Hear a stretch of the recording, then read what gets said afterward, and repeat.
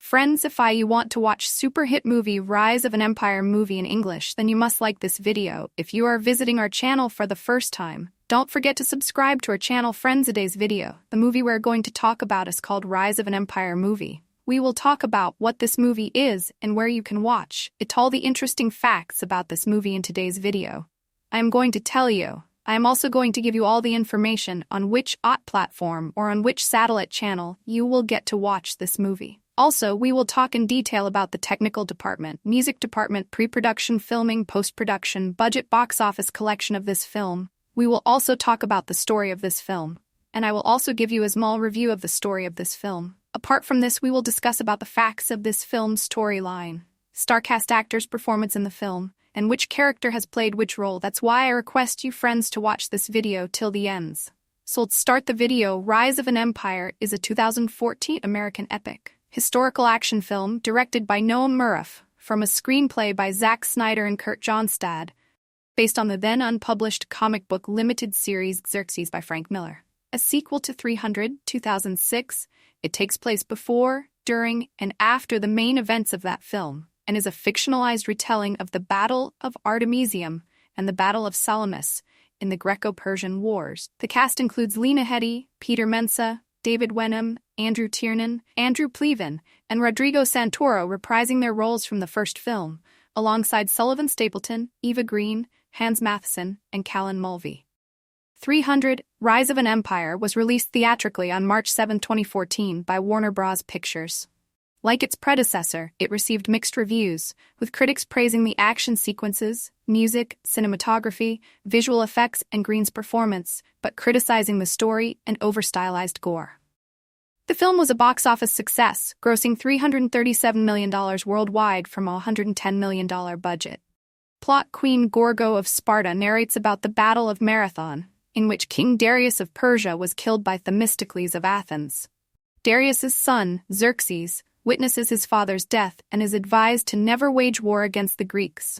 Darius's naval commander, Artemisia, persuades Xerxes to become a god and sends Xerxes on a journey through the desert. Xerxes reaches a cave and bathes in an otherworldly liquid, emerging as a god king.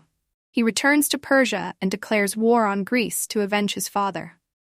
As Xerxes' forces advance towards Thermopylae, Themistocles meets with the council and convinces them to provide him with a fleet to engage the Persians at sea. Themistocles travels to Sparta to ask King Leonidas for help, but is informed by Dilios that Leonidas is consulting the oracle, and Gorgo is reluctant to side with Athens. Themistocles reunites with his old friend Silius, who infiltrated the Persian troops, and reveals Artemisia was born Greek but defected to Persia after her family was murdered by Greek hoplites. A Persian emissary took her in and trained her, and she eventually rose to become a naval commander.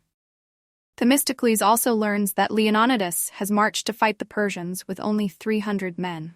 Themistocles leads his fleet of 50 warships and several thousand men, which includes Silius's son Callisto, and Themistocles' right-hand man Aeschylus, to the Aegean Sea, starting the Battle of Artemisium. They ram their ships into the Persian ships and attack them before retreating. The following day, the Greeks feign a retreat and lead the Persian ships into a crevice, where they become stuck. The Greeks attack the Persian ships from the cliffs above. Impressed with Themistocles, Artemisia brings him onto her ship and attempts to seduce him to the Persian side as her second-in-command, but he refuses her offer. The Persians attack the Greek ships with tar and flame bombs, but an Athenian kills one of the Persians, who falls into the tar carrying a torch, damaging ships from both sides. Themistocles is thrown into the sea by an explosion and nearly drowns before being rescued by Aeschylus, and stands by Silius's side as he succumbs to his injuries. Believing Themistocles to be dead, Artemisia and her forces withdraw. After recovering from his injuries, Themistocles learns that only a few hundred of his warriors and 6 of his ships survived the disastrous attack. Daxus, an Arcadian general, tells Themistocles that Leonidas and his 300 men were killed after Ephialtes betrayed the Greeks to Xerxes. Themistocles returns to Athens and confronts Ephialtes, who reveals that Xerxes plans to attack and burn Athens. Ephialtes regrets his betrayal and welcomes death, but is spared so he can warn Xerxes that the Greek forces are gathering at Salamis. Themistocles visits Gorgo in Sparta to ask for help, but Gorgo, mourning Leonidas's death, refuses. Before departing, Themistocles urges Gorgo to avenge Leonidas. In Athens, Xerxes' army is laying waste when Ephialtes arrives to deliver Themistocles' message. Upon learning he is alive, Artemisia leaves to ready her navy for battle. Themistocles inspires all of his remaining forces to continue fighting. The remaining Greek ships charge into the Persian ships, beginning the decisive Battle of Salamis. Themistocles and Artemisia engage in a duel, which ends in a stalemate. Gorgo arrives at the battle along with ships from numerous Greek city-states, including Delphi, Thebes, Olympia, Arcadia, and Sparta, all united against the Persians. Xerxes, watching the battle from a cliff, turns back, acknowledging his naval defeat and continuing the march of his army. Artemisia attacks Themistocles, but he stabs her, killing her. While Dilios leads the Greek assault, Themistocles and Gorgo charge at the Persians with the entire Greek army. Cast Sullivan Stapleton as Themistocles, Eva Green as Artemisia, Caitlin Carmichael as 8-year-old Artemisia, Jade Chenoweth as 14-year-old Artemisia, Lena Headey as Queen Gorgo, Rodrigo Santoro as King Xerxes, Jack O'Connell as Callisto, Hans Matheson as Aeschylus, Callan Mulvey as Silius, David Wenham as Dilios, Andrew Tiernan as Ephialtes, Yigal Naoris, King Darius, Andrew Pleven as Daxos, Ben Turner as General Artafernes, Ashraf Barhoma as General Bandari, Christopher Shearfast, General Kashani, Peter Mensa as Artemisia's trainer, Persian messenger Gerard Butler as King Leonidas. Archive footage. Additionally, a computer-generated facsimile is used to represent Leonidas in a separate scene. Michael Fassbender as Stelios, archive footage, production development. In June 2008, producers Gianni Nari, Mark Canton, and Bernie Goldman revealed that work had begun on a sequel to 300. Legendary Pictures announced that Frank Miller, who wrote the 1998 comic book limited series on which the film 300 was based, was writing a follow-up graphic novel, and Zack Snyder, co-screenwriter and director of 300, was interested in directing the adaptation, but instead chose to develop and direct the Superman reboot, Man of Steel. Noam Murrow directed instead, while Snyder produced and co-wrote. The film was centered on the Greek leader Themistocles, portrayed by Australian actor Sullivan Stapleton.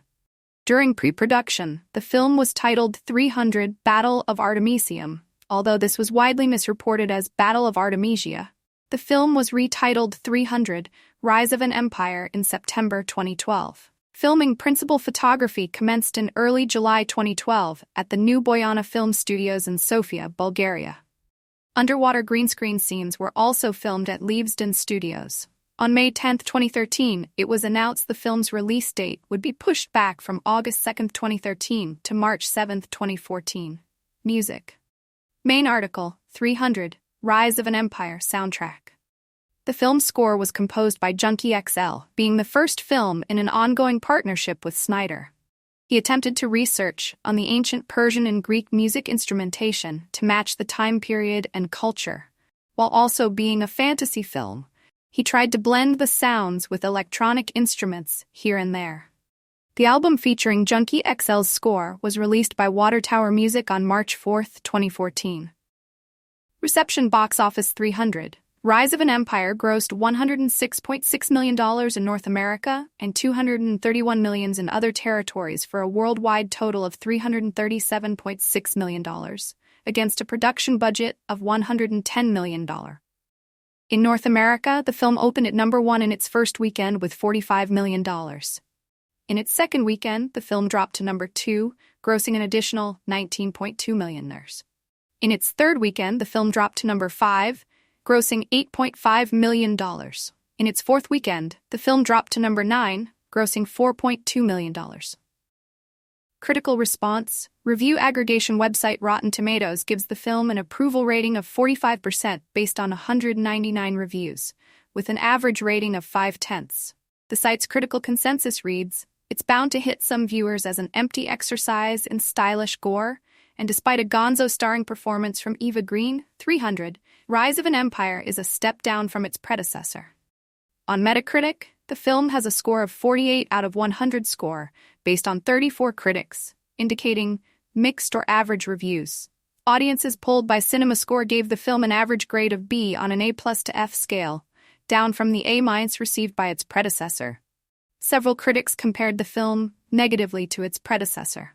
Todd Gilchrist of The Wrap wrote, "Rise of an Empire lacks director Snyder's shrewd deconstruction of cartoonish hagiography, undermining the glorious, robust escapism of testosterone-fueled historical reenactment with an underdog story that's almost too reflective to be rousing." Nicholas Rappold of The New York Times gave a mixed review. "The naval collisions and melees play out in panel-like renderings that are bold and satisfying for the first half hour, but lack the momentum and bombastic je ne sais quoi of 300. Todd McCarthy of The Hollywood Reporter thought it was more monochromatic and duller in appearance, lacking the bold reds and rich earth tones of the earlier film. Scott Foundas of Variety gave a positive review.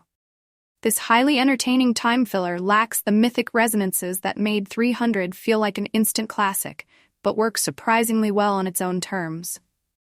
Soren Anderson of the Seattle Times thought it very impressive in its single-minded dedication to creating a movie-going experience designed to totally engulf its audience.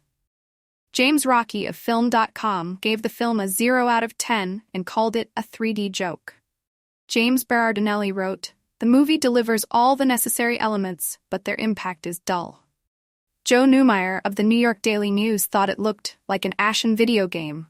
"It's even more muddy in IMAX and 3D.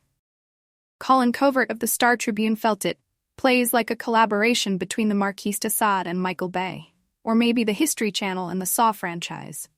Guy Lodge of Time Out wrote, "It's flesh and carnage that the audience is here to see, and Murrow delivers it by the glistening ton, pausing only for stray bits of backstory." Ann Hornaday of the Washington Post said, "Rise of an Empire is no fun at all.